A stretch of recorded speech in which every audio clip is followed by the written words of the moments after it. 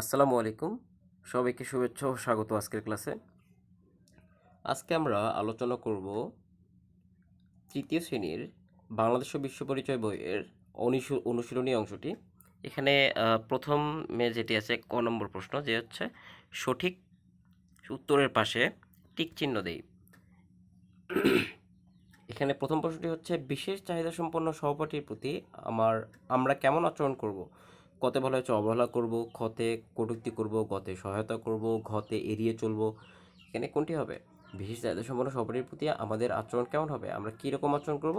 তাদেরকে সহায়তা করব। তো সঠিক উত্তরটি হচ্ছে গ। 2 নম্বরে বলা হয়েছে, আমার কোনো সহপাঠী বেঞ্চ থেকে নিচে পড়ে গেলে আমি কি করব? হেসে দেব, তাকাবো না, ধরে তুলব, দোষারোপ করব। সঠিক উত্তরটি হচ্ছে ধরে তুলব। তারপর খতে বলা হয়েছে, সঠিক শব্দ দিয়ে শূন্যস্থান পূরণ করি। এখানে সঠিক শব্দ দিয়ে শূন্যস্থানগুলো পূরণ করতে হবে। আমি তোমাদের জন্য পূরণ করে রেখেছি।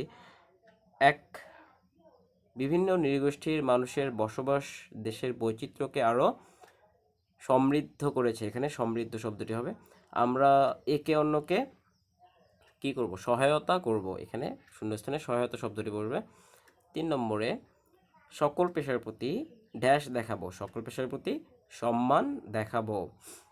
পরিবারে ছেলে ও মেয়ে সকলের ড্যাশ অধিকার রয়েছে। পরিবারে ছেলে ও মেয়ের সকলের সমান অধিকার রয়েছে।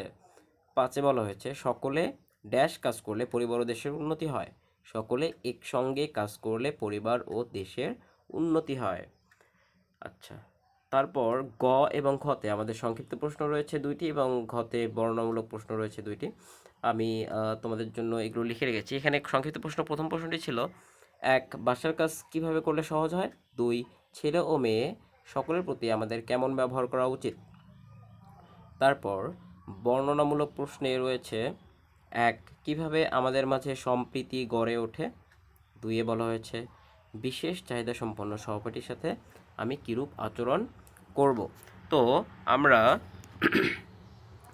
আমি তোমাদের জন্য এই সংক্ষিপ্ত 2টি প্রশ্ন এবং বর্ণনামূলক প্রশ্নের 2টি প্রশ্ন আমি তোমাদের জন্য লিখে রেখেছি, সেগুলো আমরা এখন দেখব। এখানে প্রথম সংক্ষিপ্ত প্রশ্নটি ছিল, বাসার কাজ কিভাবে করলে সহজ হয়? এর উত্তর হচ্ছে, বাসার কাজ ছেলে মেয়ে সকলে মিলে একসাথে করলে সহজ হয়। সকলে একসঙ্গে কাজ করলে পরিবার ও দেশের উন্নতি হয়। 2 নম্বর প্রশ্নটি ছিল, ছেলে ও মেয়ে সকলের প্রতি আমাদের কেমন ব্যবহার করা উচিত? এর উত্তর হচ্ছে, ছেলে ও মেয়ে সকলের প্রতি আমাদের সমান আচরণ করা উচিত। কারো প্রতি বৈষম্যমূলক আচরণ করা উচিত নয়। তারপর বর্ণনামূলক প্রশ্নে আমাদের প্রথম প্রশ্নে ছিল, কিভাবে আমাদের মাঝে সম্প্রীতি গড়ে ওঠে? এর উত্তর হচ্ছে, আমাদের সমাজে আমরা ধনী দরিদ্র সবাই একসাথে বসবাস করি। আমাদের দেশে বাঙালি সহ বিভিন্ন নৃগোষ্ঠীর মানুষ বসবাস করে। আমরা সকল পেশার প্রতি সম্মান প্রদর্শন করি। বিশেষ চাহিদা সম্পন্ন সহপাঠী ও অন্যদের বিভিন্ন কাজে সহায়তা করি। বিভিন্ন উৎসবে আমরা বন্ধুদের সাথে আনন্দে মেতে উঠি। এভাবে আমাদের মাঝে সম্প্রীতি গড়ে ওঠে।